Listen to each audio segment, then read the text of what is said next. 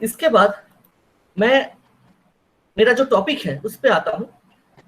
Topic देख के शायद थोड़ा ऑड लगेगा कि ये कैसा टॉपिक है या फिर ये कैसा सवाल है कि SARS-CoV-2 और human greed reconsidering the cause behind कोविड-19 कैजुअलिटीज।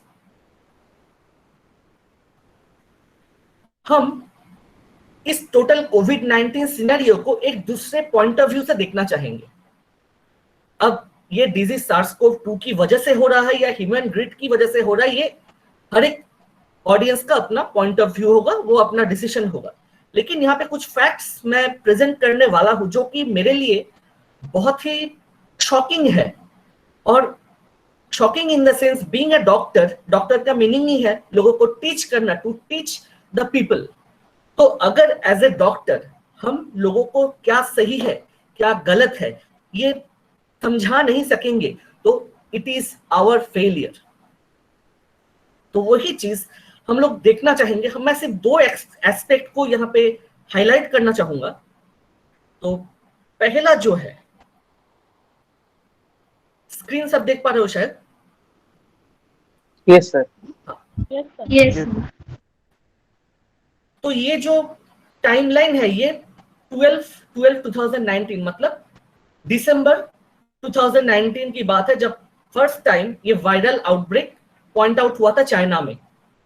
उसके बाद एक एक करके दिन जाते गए और 9 जनवरी 2020 को WHO ने पहला कोविड रिलेटेड डेथ कंफर्म किया था, वो भी चाइना से।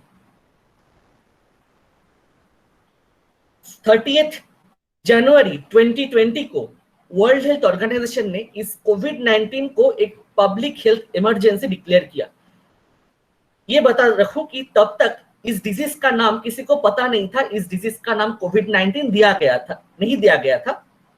तो वो जो डिजीज कंडीशन बन रहा था, जो अननोन डिजीज बन रहा था, जिसकी वजह से लोग मर रहे थे, उसकी वजह से वर्ल्ड हेल्थ ऑर्गेनाइजेशन ने इसे एक पब्लिक हेल्थ इमरजेंसी डिक्लेयर किया।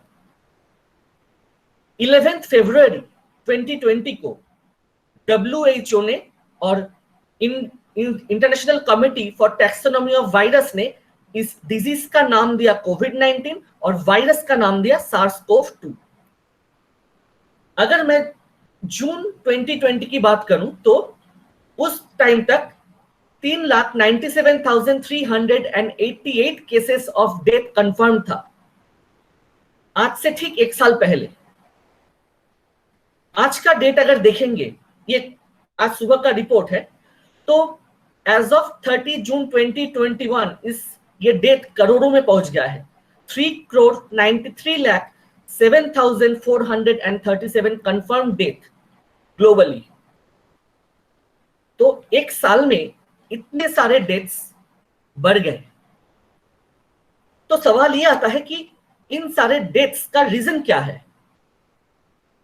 तो क्योंकि ये डिजीज कोविड था और कोविड ये वायरस से हो रहा है, SARS-CoV-2, इसीलिए ये हमारा कॉमन ऑब्जर्वेशन होगा कि the deaths are result of SARS-CoV-2 infection. SARS-CoV-2 हमारे बॉडी के अंदर में आया, इसलिए हम लोगों को डिजीज हुआ और हम लोग उस डिजीज के चलते हमारा डेथ हो गया। ये सही है, it is evidentially proved in scientific literatures, ये प्रूव्ड है। लेकिन अच्छा, तो ये जो कोविड-19 का कॉज है, ये SARS-CoV-2 वायरस, कैसे डिसाइड किया हमने कि ये कॉज कोविड-19 SARS-CoV-2 कर रहा है ये डिजीज? तो ये जो आइडियोलॉजी है ये आया है हमारा जर्म थ्योरी ऑफ डिजीज से, जो रॉबर्ट कॉच और लुइस पास्चर ने रखा था, वो 1860 से 1864 के बीच। यहां पर ये लुइस पास्चर और रॉबर्ट कॉच जो कह रहे थे कि जो भी हमारे बॉडी में डिजीज होगा, इन मेजॉरिटी ऑफ द केसेस उस डिजीज के पीछे कोई माइक्रो ऑर्गेनिज्म रिस्पॉन्सिबल है। तो मान लो अगर किसी के बॉडी में डिजीज हो रहा है तो वहां से मुझे माइक्रो ऑर्गेनिजम्स मिलेगा या फिर हम लोग माइक्रोब्स आइसोलेट कर सकते हैं, and that microbes is known as the cause of the disease. मान लो अगर मुझे मुझे अगर कोविड-19 हुआ है तो मेरे बॉडी के अंदर में ये SARS-CoV-2 वायरस मिलेगा, and that means that SARS-CoV-2 virus is causing the disease inside our body. ये जर्म थ्योरी ऑफ डिजीज है। इसी को मानकर हम लोग आज तक डिफरेंट डिजीज को ट्रीट करते हैं। जैसे ट्यूबरकुलोसिस के बारे में बात करेंगे तो वो माइकोबैक्टीरियम ट्यूबरकुलोसिस के ऊपर रिस्पॉन्सिबिलिटी डाल दिया गया। कोविड के बारे में बात करेंगे तो SARS-CoV-2 आ गया। ऐसे पोलियो है तो पोलियो वायरस आ गया। तो हर एक micro organism is responsible for its respective disease. तो माइक्रो ऑर्गेनिज्म अगर डिजीज का कॉज है तो उस हिसाब से SARS-CoV-2 is the cause of कोविड-19। तो ये 4 ग्रुप जनरली होता है, बैक्टीरिया, वायरस, फंगस और प्रोटोजोआ। ये जो SARS-CoV-2 है that belongs to the category of viruses. ठीक है, तो अगर ये 4 group is the cause of the disease, if microorganism causes illness, then common idea ये होगा कि हम लोग ऐसा कोई मेडिकेशन बनाए कि ये जो पैथोजेंस है इसको हम डिस्ट्रॉय कर दे या फिर इससे बॉडी को प्रोटेक्शन मिल जाए। और ये साइंटिफिक आइडियोलॉजी है, प्रॉपर आइडियोलॉजी है, यही होना चाहिए। तो हमने क्या किया, anti microbial group of drugs introduce किया। एंटीबायोटिक्स एंटीबैक्टीरियल्स है जो बैक्टीरिया को डील करेगा, एंटीवायरल ग्रुप है जो वायरस को डील करेगा, एंटी पैरासाइटिक्स है जो पैरासाइट या प्रोटोजोआ को डील करेगा, एंड एंटी फंगल्स है जो फंगस को डील करेगा। तो we have a lot of antimicrobial drugs at our arsenal that we use to protect ourselves from this kind of dangerous microorganism. So microorganism is the cause of the disease. But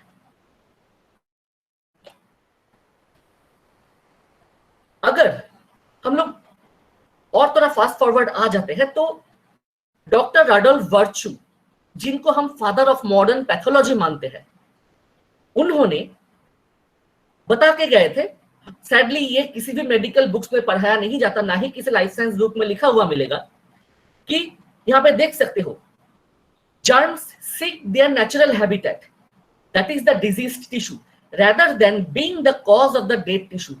राडोल्फ Virchow, उनके पास उस समय जो भी facilities थे उसके मदद से वो ये एस्टेब्लिश करके गए थे, ठीक उसी तरह जिस तरह जर्म थ्योरी एस्टेब्लिश हुआ था कि ये जो डिजीज होता है ये किसी माइक्रो ऑर्गेनिज्म की वजह से नहीं होता।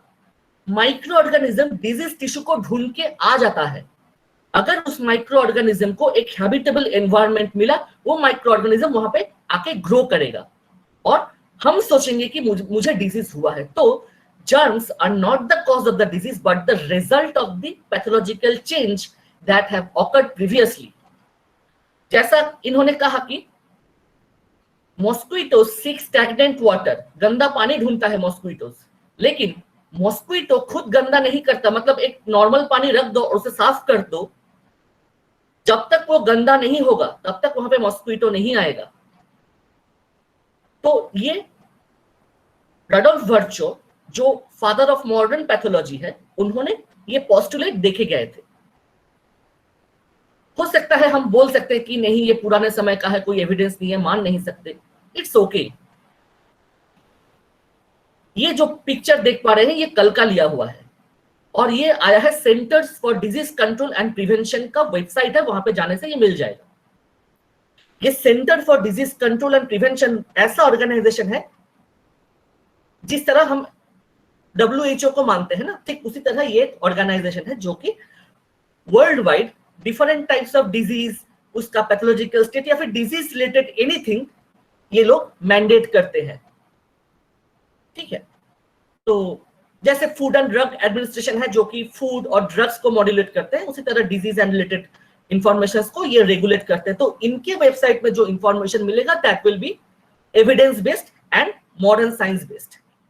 तो इनका वेबसाइट जब अगर नीचे स्क्रॉल करेंगे, मैं पूरा स्क्रीनशॉट यहाँ नहीं लिया, तो कुछ ऐसा पिक्चर वहां पे दिखाई देगा। इसे कहते हैं डिजीज ट्रायंगल या फिर डिजीज ट्रायड या फिर एपिडेमियोलॉजिकल ट्रायड।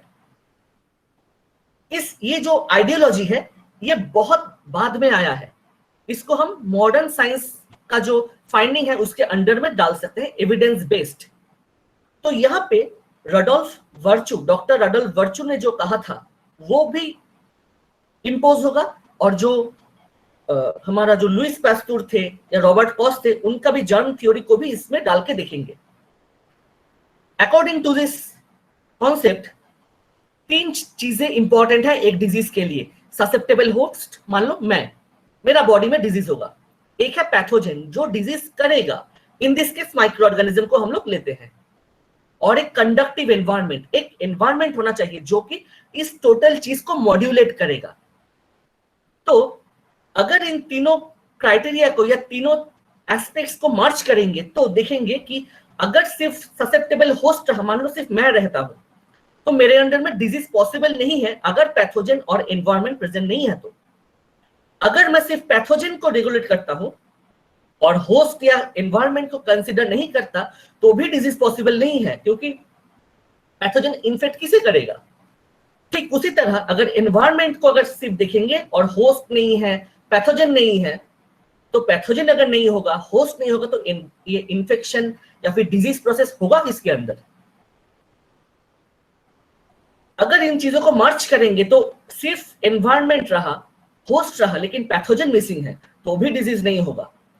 अगर होस्ट है, अगर पैथोजन है, तो भी डिजीज नहीं होगा, क्योंकि एनवायरनमेंट मिसिंग है। और एनवायरनमेंट सही है, पैथोजन प्रेजेंट है, लेकिन होस्ट ही नहीं है, तो डिजीज होगा किसके अंदर। तो ये जो सेंटर रीजन है, डिजीज को होने के लिए ससेप्टेबल होस्ट का रहना, पैथोजन का रहना और प्रॉपर एनवायरनमेंट का रहना इज एसेंशियल। अगर इसमें से कोई एक फैक्टर मिसिंग हो जाता है, then disease can not occur. तो समझ पा रहे हो कि बेसिक कॉन्सेप्ट में फॉल्ट कहां पर है। हम फाउंडेशन बिल्डिंग्स बना रहे हैं, लेकिन हमारा फाउंडेशन ही एक फॉल्स बिलीफ पे बना हुआ है। तो हम जितना भी परफेक्ट एक्शन ले ले, एम मिस होना ही है। मान लो मैं SARS-CoV-2 की बात कर रहा हूं, तो pathogen is SARS-CoV-2 is the cause of the disease COVID-19। तो we are considering only the pathogen and the susceptible host. We are not considering the environment while treating the patient or seeing the disease. So, अगर ये ideology सही है तो ये self contradictory idea हो गया ना। तो अगर हमारा जर्म थ्योरी करेक्ट है और उस जर्म थ्योरी के बेसिस पे हम लोग जो प्रोटोकॉल फॉलो कर रहे हैं, if that is scientifically true, then CDC के वेबसाइट में जो एपिडेमियोलॉजिकल कॉन्सेप्ट है, that is need to be changed, that is wrong. अगर मेरा ये सीडीसी का जो, या सीडीसी तो जस्ट ये इंपॉर्टेंस को दिखा रहा है, इस कॉन्सेप्ट को दिखा रहा है, अगर ये आइडियोलॉजी, ये जो साइंटिफिक एविडेंस है, जो डिजीज ट्रायड या एपिडेमियोलॉजिकल ट्रायड जो कॉन्सेप्ट है, ये फॉल्स है, अगर ये फॉल्स है, देन हमारा जो जर्म थ्योरी है या फिर जो प्रोटोकॉल हम फॉलो कर रहे हैं, दैट नीड्स टू चेंज। दो चीजें दिन और रात एक साथ एग्जिस्ट नहीं कर सकता। ये दोनों ही कॉन्सेप्ट सेल्फ कॉन्ट्राडिक्टरी है। अगर इस प्रोसेस को अगर देखेंगे, ये जो एपिडेमियोलॉजिकल ट्रायड को देखेंगे, it goes in sync with what doctor Rudolf virtue said, what the father of pathology mentioned. ये यही कॉन्सेप्ट जर्म थ्योरी जो है उसको डिस्प्रूव कर देता है। And this particular thing is published in journals like Lancet or British Medical Journal. 1 minute, someone is trying to join.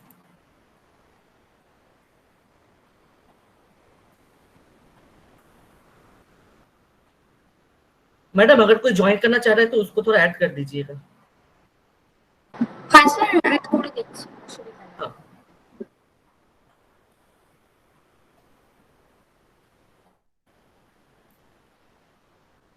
तो ये सिचुएशन है। तो ये सेल्फ कॉन्ट्राडिक्टरी आइडियाज लेके हम लोग चल रहे हैं। फॉल्ट हमारा है एज ए टीचर या फिर एज ए साइंटिस्ट।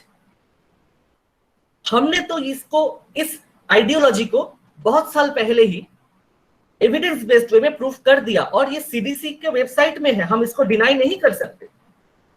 एक कोई क्वैक का बात नहीं है, ये सेंटर फॉर डिजीज कंट्रोल ने बता रहा है। तो हम जानबूझ के इसको नजरअंदाज कर रहे हैं। तो ये क्या SARS-CoV-2 का फॉल्ट है? ये हमारा खुद का फॉल्ट है, ये हमारा लैक ऑफ नॉलेज है या फिर लैक ऑफ रियलाइजेशन है। नेक्स्ट जो आएंगे, तो ड्रग्स जो है, हम लोग डिजीज को कंट्रोल करने के लिए इमरजेंसी यूज ऑथराइजेशन के अंडर कुछ ड्रग्स हमने इंट्रोड्यूस किया था, जैसे हाइड्रोक्सीक्लोरोक्विन था, लास्ट ईयर हम लोग सुन रहे थे जब पहला ये कोविड आया था। फिर लोपिनाविर, रोटानाविर। तो ये जो ड्रग्स है ये एंटीवायरल ड्रग्स होते हैं। फेविपिराविर और रेमडेसिविर जो हम लोग आज के डेट पे यूज कर रहे हैं, और एक नाम सुन पा रहे हैं कि 2-DEGE, वो कोई एंटीवायरल ड्रग नहीं है, फिर भी वो एज ए मेडिकेशन हम लोग फॉर इमरजेंसी यूज हम लोग इसको यूज कर रहे हैं, क्योंकि हमारे पास कोई अवेलेबल ट्रीटमेंट नहीं है।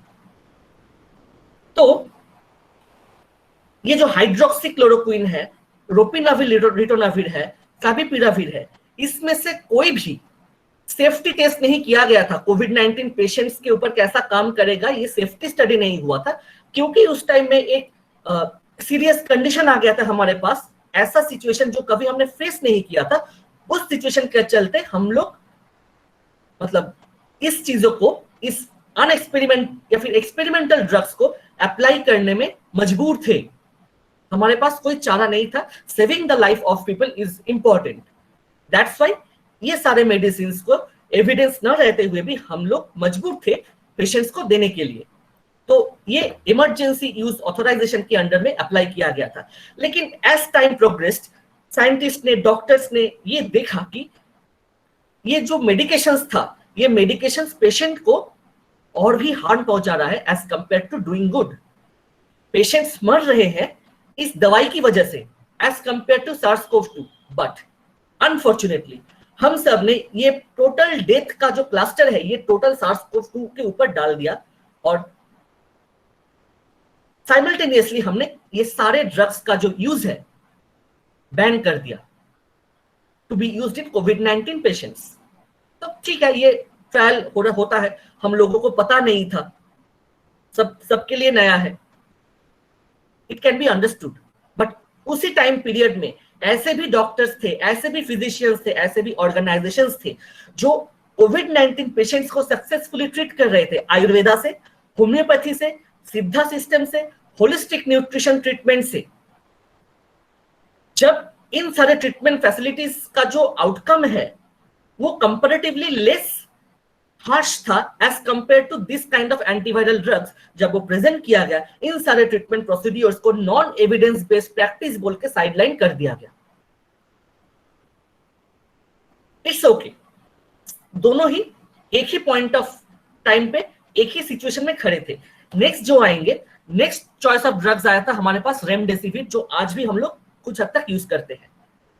तो first and second wave of कोविड-19 में ये ड्रग को, रेमडेसिविर को इमरजेंसी यूज ऑथराइजेशन के लिए अप्रूव कर दिया गया। लेकिन ये भी कोविड-19 पेशेंट्स को बचाने में कामयाब नहीं हुआ, और उल्टा एडवर्स ड्रग रिएक्शन के चलते, मतलब इस मेडिकेशंस के साइड इफेक्ट के चलते पेशेंट्स को हमने गवा दिया। ये मैं नहीं कह रहा हूं, या कोई होम्योपैथी या फिर अल्टरनेटिव सिस्टम मेडिकेशंस के लोग नहीं बोल रहे, साइंटिफिक जर्नल्स बोल रहा है। जैसे मान लीजिए ये एक वेबसाइट से लिया गया था, उस वेबसाइट का डिटेल्स मैं दे दूंगा, और या फिर ये नाम डाल के भी आप ढूंढ सकते हैं, ये अवेलेबल है। तो रेमडेसिविर ये 30 मार्च 2020 का है, मार्च 30, 2020। तो उस वक्त दिया गया था कि remdesivir is not FDA approved, और लिमिटेड डेटा हमारे पास है कि ये कोविड-19 ट्रीटमेंट में कुछ प्रॉपर काम कर सकता है या नहीं। और ये वैलिडेट किसने किया था? ये हेल्थ हॉस्पिटल सिस्टम लेगेसी से वैलिडेट हुआ था। ठीक है, ये बहुत पुराना डेटा है, इट्स ओके। लेकिन उसके बाद क्या दिया गया कि ये रेमडेसिविर जो है ये क्या एविडेंस बेस्ड है, या फिर क्या एविडेंस अवेलेबल है इसके इफेक्टिविटी में? तो ये शॉकिंग था कि रैंडमाइज्ड कंट्रोल ट्रायल किया गया, एक ही हुआ था रेमडेसिविर का, जो कि इबोला के वक्त हुआ था, कोविड के पे नहीं हुआ, इबोला के वक्त हुआ था। और वो भी इबोला के वक्त स्टडी रोक दिया गया था बीच में, क्योंकि जिन इबोला पेशेंट्स को ये रेमडेसिविर दिया गया था वो पेशेंट मेडिसिन के चलते मर गए थे। इसीलिए ट्रायल को स्टार्ट करते ही बीच में रोकना पड़ा था क्योंकि mortality was high in patient taking remdesivir, और वो भी इबोला पेशेंट था। ठीक है, majority of the clinical decisions are made based on historical epidemics of Ebola, SARS and MERS. अब इबोला में जो ट्रायल हुआ था वो तो आधे में ही बंद हो गया क्योंकि इतना लोग मर रहे थे विद मेडिकेशंस कि उससे अच्छा वो डिजीज में रहे तो भी सेफ रहेगा। तो वो जो नॉलेज हमारे पास था उसी नॉलेज को हम लोग बेस बना के हमने कोविड-19 पे ये अप्लाई कर दिया और ये हमारा आइडिया था कि हमारे पास कुछ नहीं है तो कुछ तो करना पड़ेगा, तो इसलिए हमने रेमडेसिविर को चला दिया। It is a drug design for Ebola patients, Ebola disease, and क्योंकि इबोला में ये फेल कर गया इसको हमने कोविड में डाल दिया। नेक्स्ट आता है यहाँ पे कुछ उस टाइम पे जब 30 मार्च को जो रिपोर्ट आया था उसमें कुछ लीवर प्रॉब्लम्स दिखाई पड़ रहे थे, तो उस टाइम पे उतना डेटा नहीं था इन लोगों के पास कि डेथ तो हो रहा है लेकिन कैसे हो रहा है, कैसे एडवर्स रिएक्शन हो रहा है। तो नेक्स्ट हम लोग आते हैं 28 अक्टूबर 2020। ये है American academy for advancement of science. इनके वेबसाइट में जाएंगे तो इन लोगों ने रेमडेसिविर को टेस्ट किया था, ट्रायल किया था, तब तक रिजल्ट्स आ गया था कि ये जो very very bad look of remdesivir, the first FDA approved covid drug, कि जो कोविड-19 ड्रग दे रहे हैं ये रेमडेसिविर, वो ठीक उसी तरह हैम्पर कर रहा है, थ्रेट हो रहा है पेशेंट के लाइफ पे जिस तरह इबोला केसेस में हो रहा था। सिर्फ यही नहीं, World Health Organization recommends against the use of remdesivir in कोविड-19 पेशेंट, खास करके जो पेशेंट हॉस्पिटलाइज्ड है, regardless of the disease severity, as there is no evidence that remdesivir improves survival and other outcomes of the patient. Date कब है? 20 नवंबर 2020। लेकिन अगर WHO को नहीं मानेंगे तो किसको मानेंगे? आज के डेट तक हम लोग ये रेमडेसिविर को इंप्लीमेंट कर रहे हैं as a treatment for COVID patients, और हम देख पा रहे हैं कि जो हॉस्पिटलाइज्ड पेशेंट्स है कोविड-19 के चलते वो मर रहे हैं। अगर थोड़ा ध्यान से ऑब्जर्व करेंगे आसपास को, अगर कोविड-19 से लोग मर रहे हैं ये डिनाई करने का कोई स्पेस ही नहीं है, दैट इज ट्रू। लेकिन ये भी एक एस्पेक्ट है जो कि हमें देखना चाहिए, इन्वेस्टिगेट करना चाहिए और इन्फॉर्म डिसीजन लेना चाहिए, ताकि हम जो काम कर रहे हैं safeguarding the life of the needy, उसको हम प्रॉपर्ली मेंटेन कर सके, उसको प्रॉपर्ली ऑनेस्टली उसको कर सके। इसके साथ साथ अगर हम ऑब्जर्व करेंगे तो अगर ये SARS-CoV-2 सबको हो रहा है, और तो जो लोग रास्ते में हैं, शियालदा के पास जाएंगे तो बहुत सारे लोग ऐसे रहेंगे कि रास्ते के ऊपर पड़ा हुआ है, एक भी इंसान को, मैडम कोई ज्वाइन करना चाह रहा है बार बार, आप थोड़ा ऐड कर दीजिए, उन्हें डिस्ट्रैक्शन हो रहा है। सर हम लोग ऐड कर रहे हैं। अच्छा, तो अगर हम इस चीज को ऑब्जर्व करेंगे तो इस तरह से, जिस तरह से हॉस्पिटल्स में लोग मर रहे हैं, उसी तरह से सड़क पे तो लाशें ही बिछ जाने चाहिए थे। अगर एनजीओ जो यहाँ पे ग्राउंड लेवल पे ऐसे लोगों के साथ काम कर रहा है, उनसे अगर हम रिपोर्ट लेते हैं तो वहां पे देखेंगे कि rarely they are infected with SARS-CoV-2 virus, neither they are vaccinated. उन लोगों को प्रॉपर्ली खाना भी नहीं मिलता, then again they are safe as compare to us, जो हम लोग इतने अच्छे जगह पे रहते हैं, हेल्दी एनवायरनमेंट में रहते हैं और इतना ज्यादा क्या कहेंगे, हेल्थ केयर सिस्टम से घिरे हुए हैं। तो ये एक देखने वाली चीज है। तीसरा, इस पर्टिकुलर टाइमलाइन के वक्त ही ये जो सारे ऑल्टरनेटिव सिस्टम ऑफ मेडिकेशंस है, इवन आज के डेट में ऐसे सेंटर्स हैं इंडिया में जहां पे लोग फ्री ऑफ चार्ज क्योर होके जा रहे हैं with this kind of so called unscientific medications, जिसको हम लोगों ने नॉन एविडेंस बेस्ड प्रैक्टिस बोल के साइडलाइन करके रखे हुए हैं। हम देख रहे हैं कि हर रोज रेमडेसिविर या ऐसे मेडिकेशंस फेल हो रहे हैं, तब भी हम लोग एक बार के लिए भी ये कंसिडर नहीं करें, चलो एक इंसान जिंदा रहने के लिए क्या चाहिए, अगर कोई पानी पी कर जिंदा हो सकता है या फिर कोई बेटर हो सकता है तो चलो उसे पानी ही दे दो। ये पोजीशन का लड़ाई बाद में करेंगे, नहीं, ये रेमडेसिविर जो है इसको ही मैंडेट करना है और इसको ही रखेंगे, भले ही कैजुअलिटीज इतना बढ़ जाए। तो अगर साइंटिफिक कम्युनिटीज इसको इस तरह से देखेंगे कि वो जो लोग कर रहे हैं उसको एक रेगुलेटेड व्यू में लेकर उसको देखते हैं, चलो इसको भी मौका देते हैं, क्योंकि हमारे पास भी कोई ट्रीटमेंट नहीं है, चलो अगर इससे सही हो जाता है, आदमी का जान बच जाए, दैट इज इंपॉर्टेंट। लेकिन हम लोग नहीं कर रहे हैं। That is sad reality in today's day.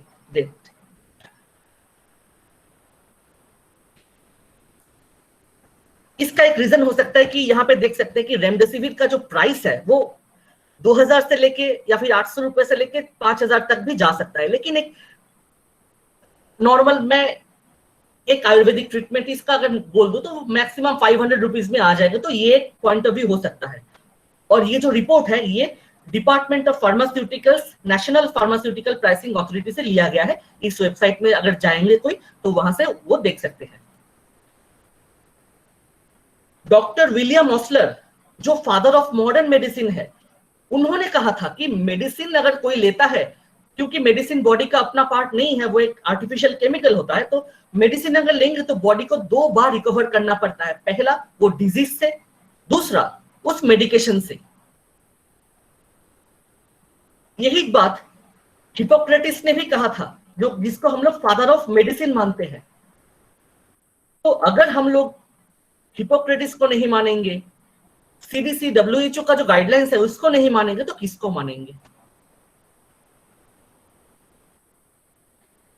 उसके बाद ये सारा जो चीज हुआ, उसके बाद क्या हुआ, वर्ल्ड वाइड रेमडेसिविर का जो यूज है वो ट्रीटमेंट के लिए स्टॉप कर दिया गया। लेकिन अनफॉर्चुनेटली इंडिया में शायद अभी भी यूज हो रहा है। तो इस डिस्कशन के बाद एक सवाल आता है कि who is responsible for the deaths of covid patients, वो वायरस या हमारा ग्रीड अबाउट मेडिकल मोनोपोली? इसका आंसर जो लिसनर्स है वो अपने पॉइंट ऑफ व्यू और थिंकिंग से दे सकते हैं। That is their choice. उसके बाद अगर देखेंगे कि डॉक्टर विलियम ऑसलर, जो जिसको हम फादर ऑफ मॉडर्न मेडिसिन कहते हैं, वो कह के गए थे कि ये हमारा ड्यूटी होता है as a physician, as a doctor, कि लोगों को एडुकेट करना कि सिर्फ दवाई लेने से काम नहीं चलेगा। साथ साथ हिपोक्रेटिस ने, जो फादर ऑफ मेडिसिन है, उन्होंने वो कहे गए थे कि जो दवाई है वो अपने पास ही रखो। अगर उस इंसान को अगर खाना दे के या नेचुरल वे में अगर हम ठीक कर सकते हैं तो ड्रग्स नहीं यूज करना है। तो अगर हम एंटायर सिनेरियो को देखें तो हम लोग कह रहे हैं कि इम्यून बूस्टअप चाहिए, लेकिन इम्यून बूस्टअप जो कर रहे हैं उनको सामने आने नहीं दे रहे हैं, या फिर उनको हम लोग चांस नहीं दे रहे हैं, इक्वल फील्ड नहीं दे रहे हैं कि आप भी आइए और हिपोक्रेटिस या सर विलियम ऑसलर ने जो कहा था उसको वैलिडेट कीजिए। नेक्स्ट जो पॉइंट ऑफ व्यू होगा वो थोड़ा और भी ब्रॉड है, जिसमें सिर्फ डॉक्टर, साइंटिस्ट या फिर हम जो मेडिकल प्रोफेशनल्स है यही नहीं है, हर एक इंडिविजुअल जो इस पूरे पृथ्वी में है सब कोई इन्वॉल्व है, इक्वली इन्वॉल्व है। और ये और भी डेंजरस एस्पेक्ट है। जो फॉरेस्ट है वो हमारा जो अर्थ है उसका लंग्स माना जाता है। Respiratory system of the earth is the forest. और जैसा डॉक्टर जॉयस्तु ने कहा या फिर जैसा शोमोजीत सर ने कहा कि हम लोग नेचर को डिस्ट्रॉय कर रहे हैं, कि इस तरह से डिफॉरेस्टेशन हो रहा है। हमारे इंडस्ट्रियल जो ग्रीड है उसको मीट करने के लिए हम लोग फॉरेस्ट बर्न कर रहे हैं, वहां पे इंडस्ट्रियलाइजेशन हो रहा है। और यहाँ पे जो फूड क्रॉप्स है, एग्रीकल्चर के नाम पे जहर पिला रहे हैं, जहर खिला रहे हैं लोगों को। एक मैं मेडिसिन पेस्टिसाइड का नाम बोल रहा हूँ, एजेंट ऑरेंज, जो राउंड अप के नाम से आता है। ये नाम, ये वेबिनार खत्म हो जाने के बाद ढूंढ के देख सकते हैं। तो वो सारे जो केमिकल्स है या फिर जो भी हम लोग काम कर रहे हैं, फॉरेस्ट को डिस्ट्रॉय कर रहे हैं, in a way we are destroying the lungs of the अर्थ।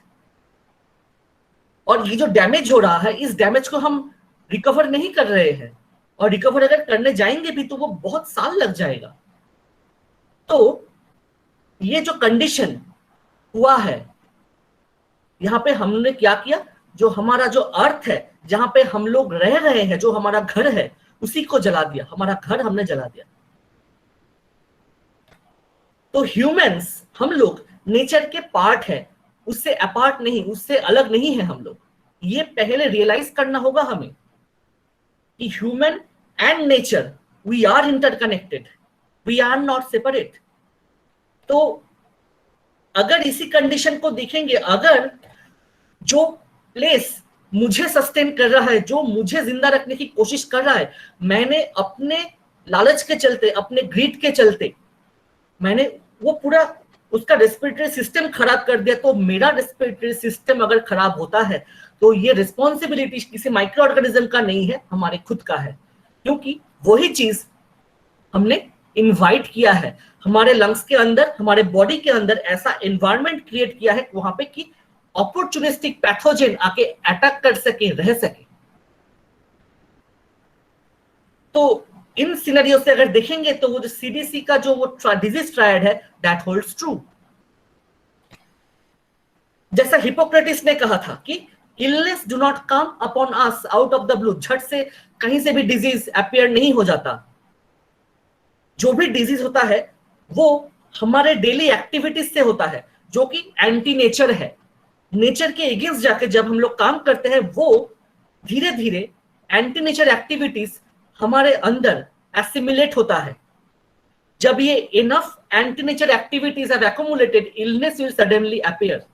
तो जब हम लोग नेचर से दूर चले जाएंगे, जैसा आज के डेट पे हो रहा है, we are going closer to the technology and distancing ourselves from the nature. So in a way we are breaking the natural laws and we are making our body habitable for this opportunistic kind of organisms. जैसे हमारे सोमोजी sir ने कहा कि corona virus नया नहीं है, ये already से था, पहले से ही था। तो ऐसा क्या हो गया? यही हुआ कि हमने इतना मतलब डिस्ट्रक्शन फैला दिया है कि जो एनवायरनमेंट है जहां पे हम रह रहे हैं, वही हमारे बॉडी को सस्टेन नहीं कर पा रहा है।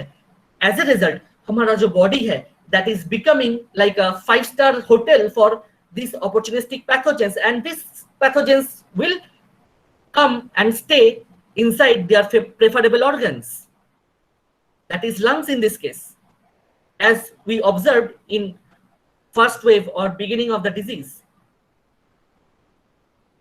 उसके बाद अगर देखेंगे तो human kind is not Vivian in web of life, मतलब हमने ये नेचर नहीं बनाया है, नेचर का पार्ट हम है, नेचर ने हमें बनाया है। तो जो भी हम नेचर में करते हैं वही चीज रिसिप्रोकेट होके हमारे पास आएगा। This is what eco is all about.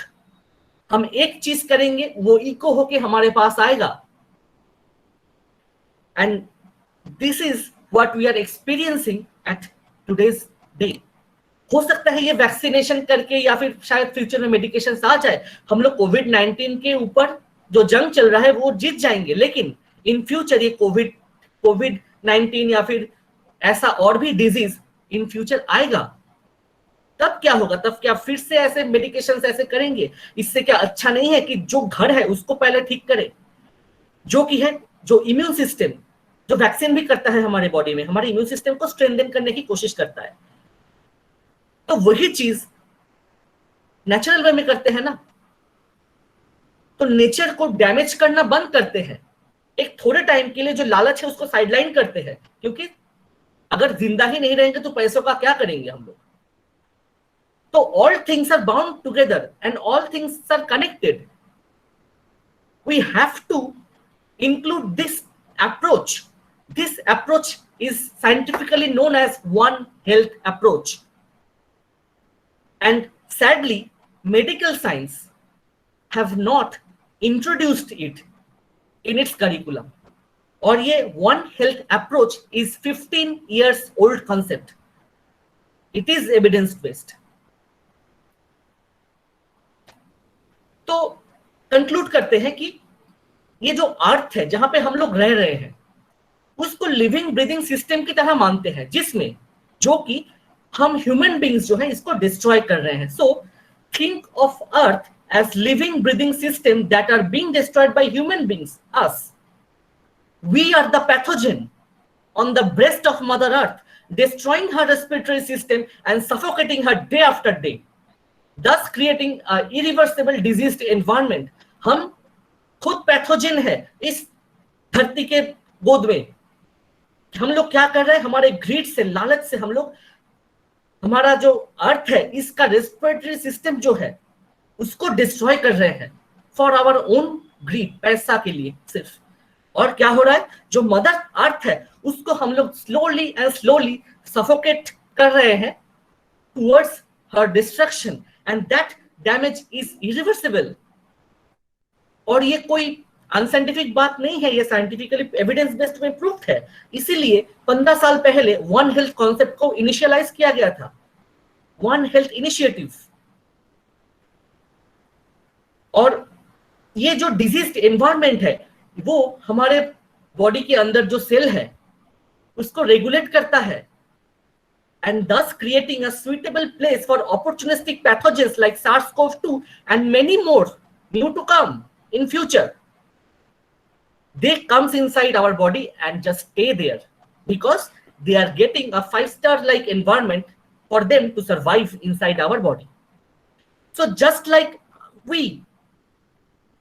us, the opportunistic pathogens are destroying our respiratory system and leading us to a suffocating death.